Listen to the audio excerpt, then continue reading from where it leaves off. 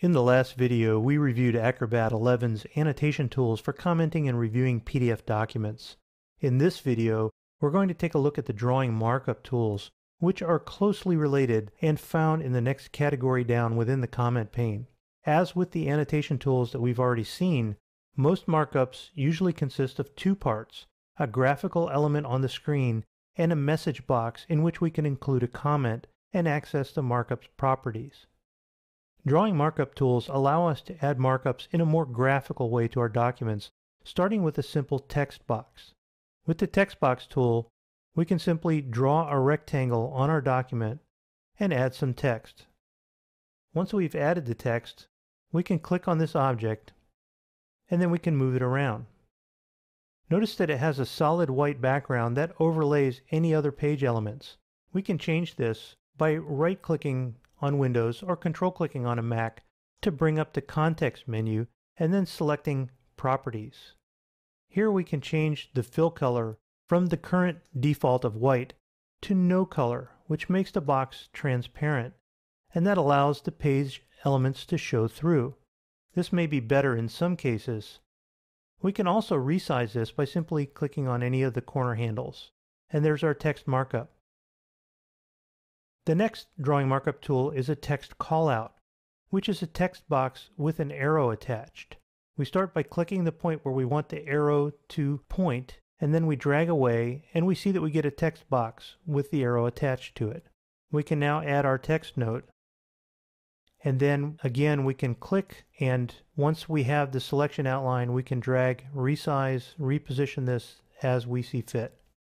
With the selection active, we can also right-click on Windows or control-click on a Mac to bring up the context menu and choose Properties, and once again have access to the full features of this markup. The line tool is pretty self-explanatory. It draws a straight line, and you can hold the Shift key down to constrain it to increments of 45 degrees. Here we can double-click on this line to add a comment, and we get the same message box that we saw before. And we can add notes here.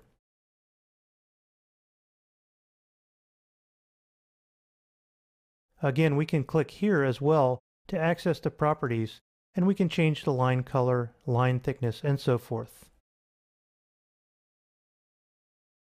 The arrow tool works similarly to the text callout box that we saw a moment ago, but it's just an arrow. We start dragging from the spot where we want the arrow to point, and then we can double-click if we want to add a note. Then click to select and right-click on Windows or control-click on Mac to access the properties here. Not only can you change the color and thickness, but you can also change the starting and ending icons for this arrow. Circle and rectangle should need no explanation. Just drag them out as you would normally, and hold down the Shift key if you want to constrain to a perfect circle or a perfect square. The cloud tool can be a little bit confusing. It looks like a circle, but it doesn't work like a circle. It works more like a polygon. We click corners to define a polygon, and each time we click, we get a new segment. Clicking inside the black square here will close the object. It looks like something you might scribble on the page. But by accessing the properties here, again by clicking to select, bringing up the context menu and choosing properties, we have the ability to change from the wavy line appearance to dashed or dotted lines. With the object selected, we can also click on these endpoints to reposition and resize this object as needed. The polygon tool works nearly the same way, except with straight lines. We just click and we can add the shape, and once again click in the black square to close the object. The open polygon works the same way, but this one allows you to drag out a shape that doesn't need to be closed. We just double click to end the drawing, and we've got an open polygon here. Last but not least, we have the Draw Freeform tool, which looks like a pencil. This allows you to scribble in freeform on your drawing.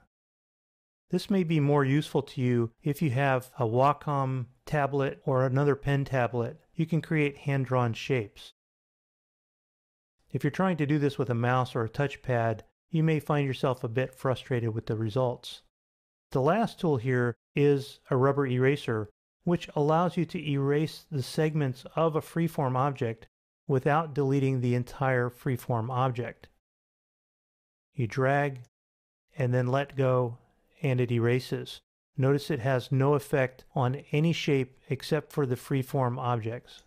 These are the drawing markup tools, and between the annotations and the drawing markups, we have quite a bit of capability and flexibility within Acrobat 11 to perform a full review and to make any kinds of proofing and editing notes that we'd be able to do with a hard copy document, a red pen, a pack of Post-it notes, and a box of stickers from the office supply store.